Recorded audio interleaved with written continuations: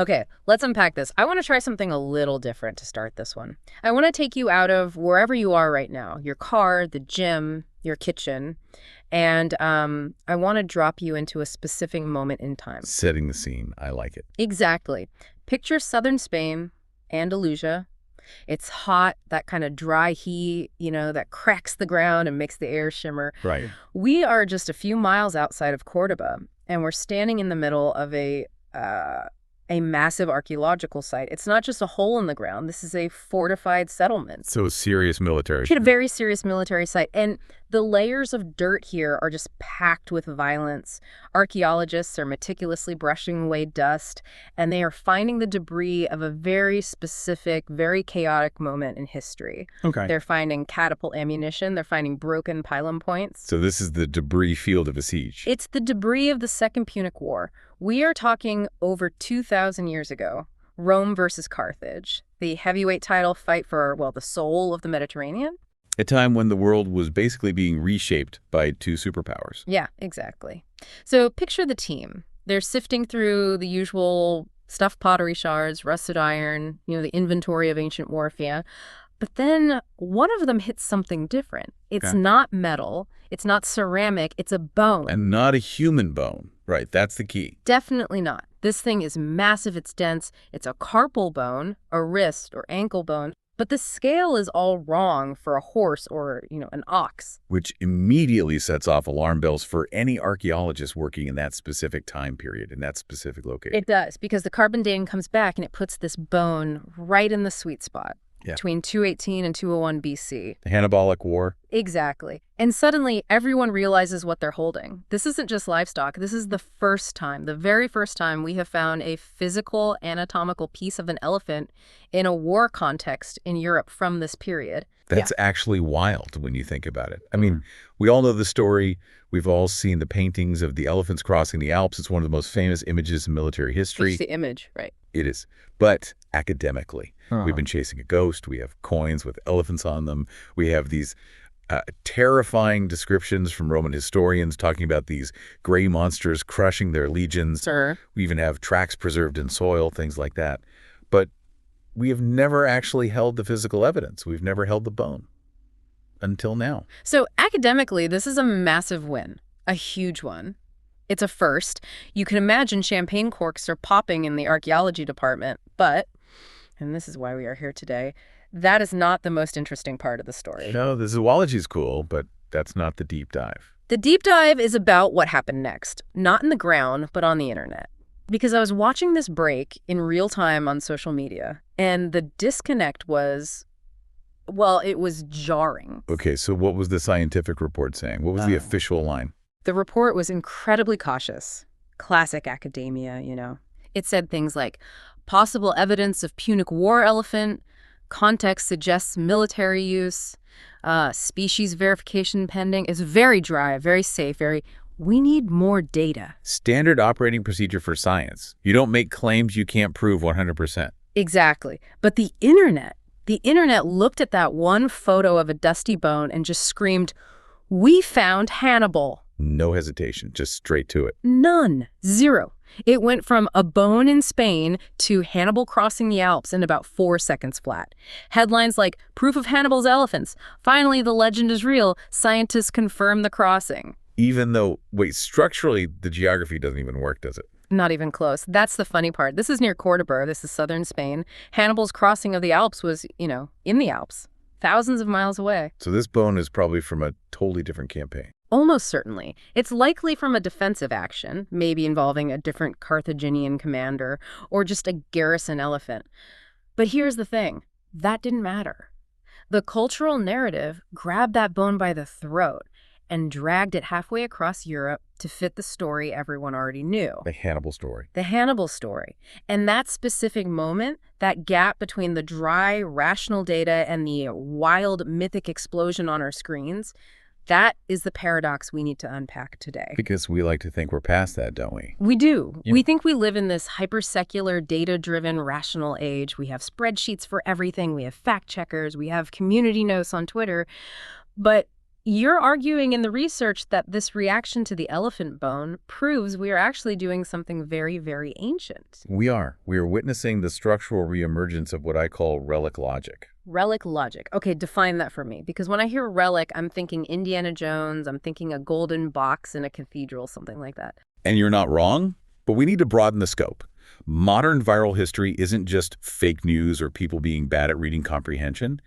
It is a fundamental human cognitive pattern. Okay. We are using this high-speed digital infrastructure, fiber optics, satellites, 5G, not to distribute data, but to build myths. So we're using 21st century tech to do medieval thinking. Precisely.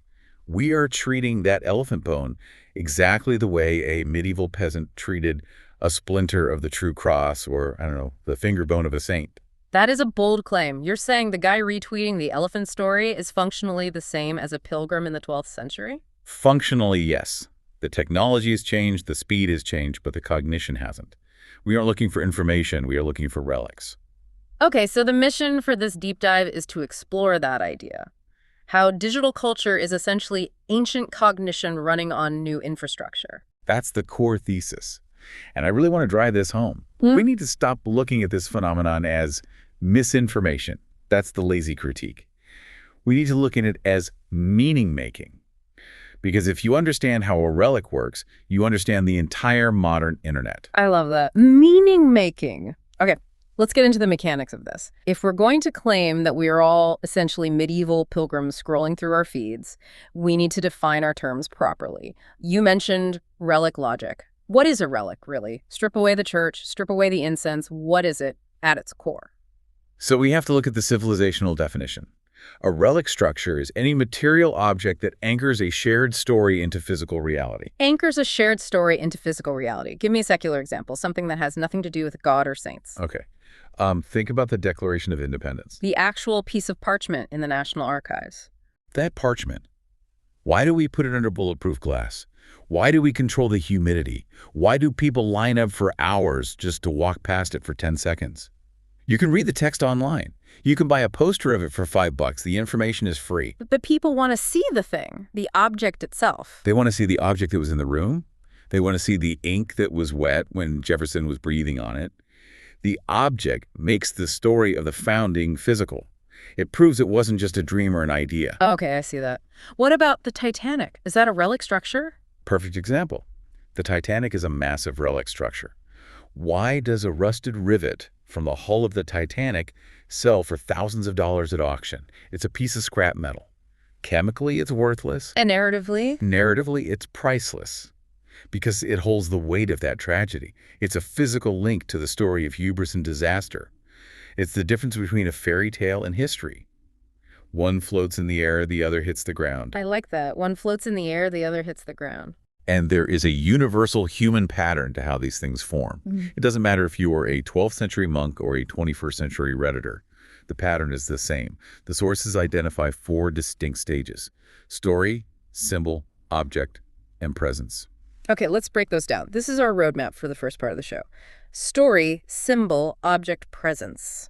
Start with the story. So the story is the narrative that exists before any proof is found. It's the legend.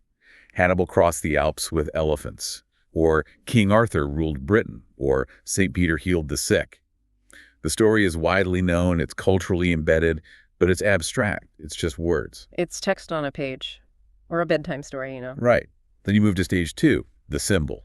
This is when that story becomes a representation of values. Hannibal isn't just a guy anymore. He becomes a symbol of strategic genius. He represents the underdog taking on the empire. He represents the impossible feat. The story gains weight. It becomes, you could say, sacred in a secular sense. It's not just history, it's mythology. Exactly. It becomes part of our identity.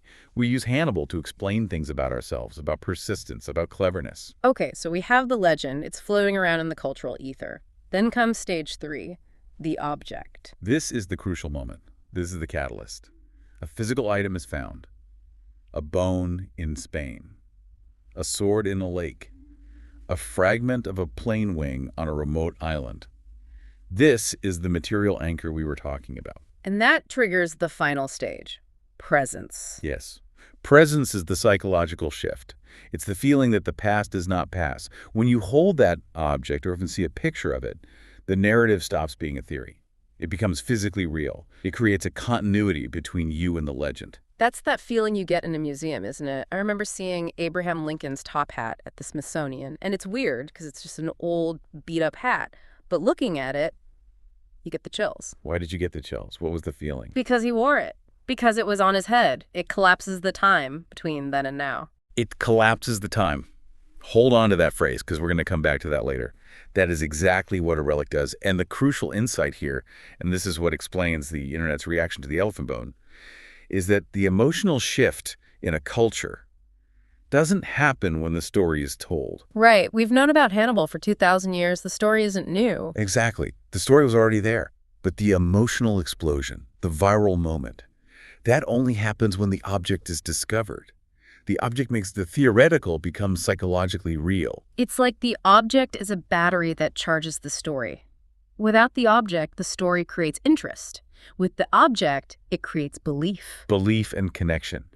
And that is why the internet exploded. It wasn't about the data points of the bone. It wasn't about carbon dating curves. It was the thrill of the relic. It's real. We can touch it. Which really forces us to ask the question of why. Why are we wired this way? I mean, I'd like to think of myself as a rational person. I can read a history book about Hannibal. I can look at a map of the Alps. I can understand the logistics of moving an army. Why does my brain need a chunk of calcified ankle bone to feel like it matters? This brings us to a concept in the research called incarnational thinking, or sometimes you'll see it as embodied cognition. Embodied cognition. That sounds like a graduate seminar topic. Break that down for us. It sounds complex, but it's actually very primal. It's the idea that humans do not believe abstractly. We believe through contact. We are physical creatures. We evolved interacting with the physical environment, rocks, trees, animals, tools. Our brains are wired to trust what we can touch, see, and locate in space. So pure abstraction, just ideas floating in the cloud, doesn't satisfy us. It doesn't satisfy our existential cognition. We can process the data, sure, we can do math, but we don't feel the data. Even in our secular cultures, we crave location. We crave material continuity. We need to point to a spot on the map and say, it happened here. We need to point to a glass case and say, that is the sword. It's funny you say that because I'm thinking about the moon landing. Great example. Tell me. We have the video, we have the telemetry data, we have the photos, we have the transcript. But what is the one thing that every science museum wants? The one thing people line up to see? The rocks. The moon rocks. People are obsessed with them. It's like the math got us there, but the rocks prove we were there. That is a perfect example of a modern relic. The moon rock anchors the narrative of humanity in space into physical reality. Without the rock, it feels like a dream. With the rock, it's geology. It's undeniable. There's another mechanism you mentioned in the notes that ties into this called temporal continuity compression, which, again, sounds like something from a Christopher Nolan movie, but I have a feeling it's more about psychology. It is. It's the specific mechanism by which relics collapse the distance between generations. Think about it. If I tell you Hannibal lived 2,200 years ago, what does that mean to you? Honestly, nothing. It's an abyss. It's just a big number. It's unimaginable. It feels completely disconnected from your life. It might as well be a different planet. Right. But if I put the elephant bone in your hand, or if I take you to Rome and you run your hand along the walls of the Colosseum, or if you touch the Western Wall in Jerusalem, what happens to that time? It shrinks. It vanishes. It becomes now. Exactly. The relic says this object connects you directly to them. The gap disappears. You are touching the same thing they touched. Relics make history feel present tense. It's a bridge across time. And why does that matter for civilization? Yeah. Why do we care if history feels present tense? I'm guessing it has to do with identity. Bang on. If time feels too distant, identity becomes optional. If the founders of your society or the heroes of your culture feel like they lived in a galaxy far, far away, you don't feel obligated to them. You don't feel part of their story. It's just stuff that happened, not my history. Correct. But relics force you into the timeline. They say you are the next chapter of this story. They are the staples that bind the chapters of the book together. That's a powerful image. The staples in the book of history. If you pull them out, the pages just scatter. And we're seeing that scattering happen today, which we'll get to. But there is one more function of these material anchors we need to hit before we talk about the digital side: authority transfer. Authority transfer. This is the idea that objects settle arguments. In a way that words simply can't. Text is always debatable. You can interpret a text, you can argue about a translation, you can claim the author was biased, you can say, that's fake news. Words are slippery. But objects feel final. They feel like brute facts. Here is the body. Exactly. Here's the body. Here is the foundation stone. Here is the weapon. Relics place authority outside of individual interpretation. They force a shared reality. If we are arguing about whether a battle happened and then we find the mass grave, the argument changes. The object acts as a referee. It acts as an authority anchor.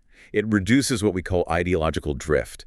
It pins the story down. So, taking this back to our elephant, the reason the internet went crazy, the reason people were retweeting that story with such intensity is because we are starving for that authority. We are starving for that connection. We are starving for the real. Think about the world we live in right now. A world of deepfakes. Deepfakes, AI-generated images, simulation spin, endless conflicting narratives.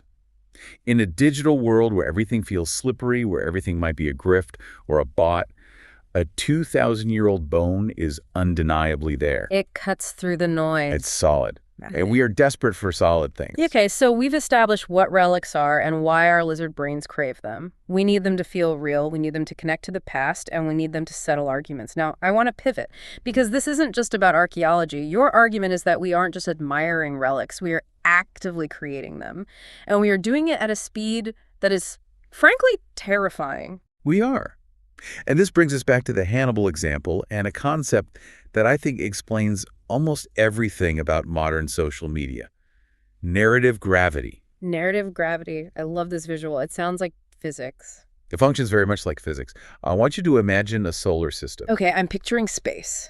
Imagine a massive planet, a Jupiter-sized planet. That planet is a famous narrative. In this case, the narrative is Hannibal crossing the Alps. Okay, so Hannibal is Jupiter. It's huge. Everyone knows it. It has massive mass. Right. Now imagine a small asteroid floats by. That asteroid is a piece of new evidence.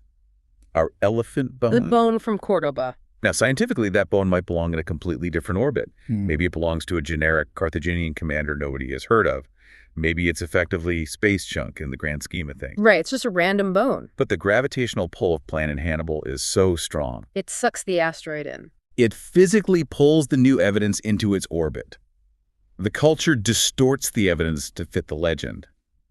The bone is likely from an Iberian campaign, but the cultural force pulls it into the legendary Alps crossing narrative because that's the story that has the mass. That is such a good way to describe it. We see this all the time, don't we? Constantly. Every time a shipwreck is found in the Caribbean. Is it Blackbeard? Is it pirate treasure? Always. Every time a piece of aluminum is found on a Pacific island. Is it Amelia Earhart? That is narrative gravity. We want the new data to fit the old famous stories. We don't want a new story about Commander Hasdrubal and his logistics issues. That's boring. That planet is tiny. We want Hannibal and the impossible climb. And here's the scary part. In the ancient world, this process, this pulling of evidence into legend, took a long time. How long are we talking? Centuries. It took centuries for the bones of a generic Roman martyr to become St. George who slew the dragon. The myth compression was slow. It happened over generations of oral storytelling and, manuscript copying. Now, we have myth compression acceleration. Think about the timeline for the elephant. Phase 1 was academic probability, possible evidence. That was Tuesday morning. Right. Phase 2 was media translation, may have found. That was Tuesday lunch. Okay. Phase 3, viral distortion, proof found. That was Tuesday afternoon. So we went from 0 to myth in 6 hours. We have put myth-making on fast forward. The cycle that used to take 3 generations now takes 3 hours. And once it hits that viral stage, Yeah. once it enters the orbit of the planet. We enter the mythlock phase. Once the public decides they found Hannibal's elephants, no amount of academic correction can undo it. You can have 10 PhDs come out the next day and say, actually, the isotopes suggest, and nobody cares. It's too late. The relic is locked. The truth becomes what the attention economy decides it is. And this is where we have to talk about the digital relic economy. Yep. Because we are building these things every single day. Right, because you mentioned pilgrimage earlier. In the old days, you had to walk. You put on your sandals, you grabbed your staff, and you walked 1,000 miles to Santiago de Compostela or Jerusalem to see the relic. That was the proof of your devotion. It was physical effort. Today, the digital platforms have replaced the geographic pilgrimage routes. But the impulse is the same. Virality is the new veneration. Virality is the new veneration. That's a bumper sticker. It's true, though. Every share, every retweet, every comment that is a digital candle being lit. Yeah. We are engaging in a collective act of worship. We are swarming the object with our attention. And we're creating attention relics. Yes. Objects or data points that generate community. Think about the Richard III skeleton. Oh, that was huge when they found the king under the parking lot. Under the social services parking lot in Leicester. Yeah. A massive global story. Why? Because it anchored the Shakespearean narrative. It anchored the Wars of the Roses. It became an attention relic. The internet flocked to it. It's interesting because you usually hear people say the internet destroys attention spans, that we're all goldfish now. But you're saying it actually focuses them intensely just on these specific high-gravity objects. It focuses them on meaning. We are desperate for meaning. We're desperate for things that feel true. And when the internet hands us a relic, like that skeleton or the elephant bone, we swarm it like pilgrims swarming a shrine. We want to be near the magic. So we have this intense desire for relics. We are building them faster than ever. We are turning data points into myths before lunch. But there's a flip side to this argument. And this is section 4 of our deep dive. And honestly, this is where the rubble meets the road. This is the danger zone. What happens when we don't have shared relics? Or when the ones we have fall apart? The core argument here is that civilizations that lose shared relic structures fragment faster. Shared is the key word there. Yes. In the past, a civilization usually had a set of macro relics. The founding constitution, the central cathedral, the tomb of the unknown soldier. Everyone agreed on these anchors. They forced our different stories to meet at a central point. We might disagree on politics, but we agree that this object represents the nation. We stand for the same anthem. We respect the same flag. Exactly. But modern digital civilization tends to create micro-relics and micro-histories.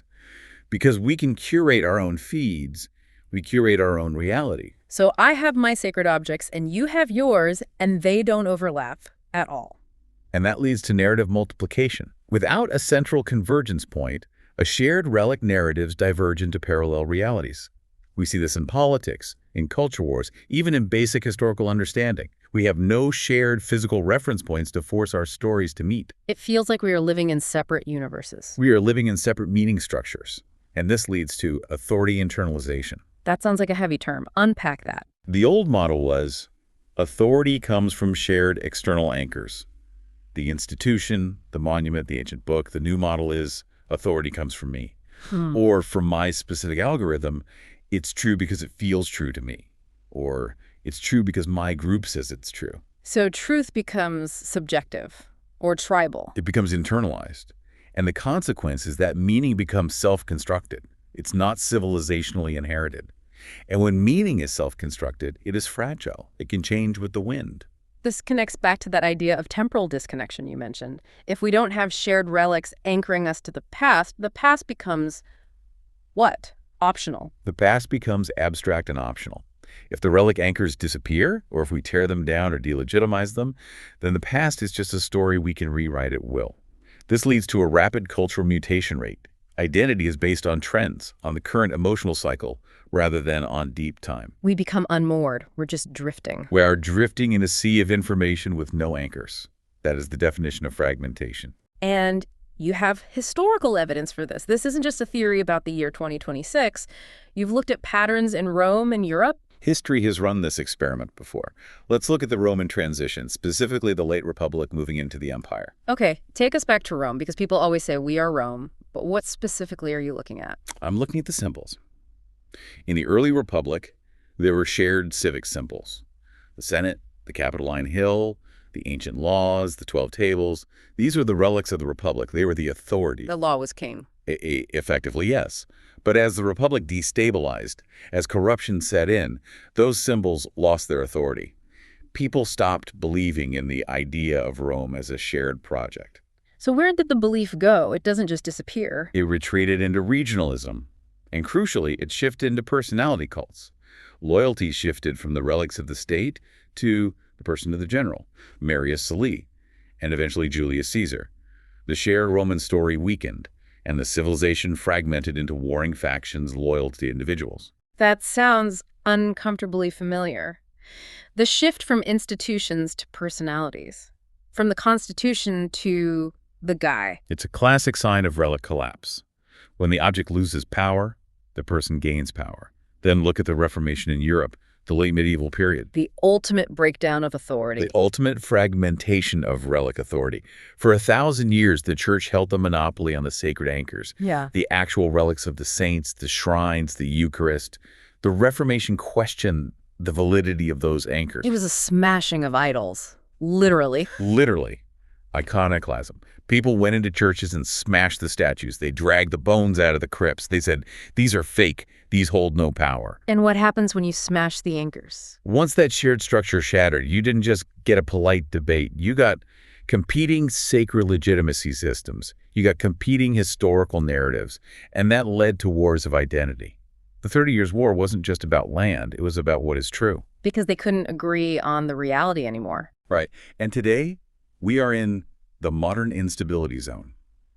We are in a fragmentation window. How so? Think about it.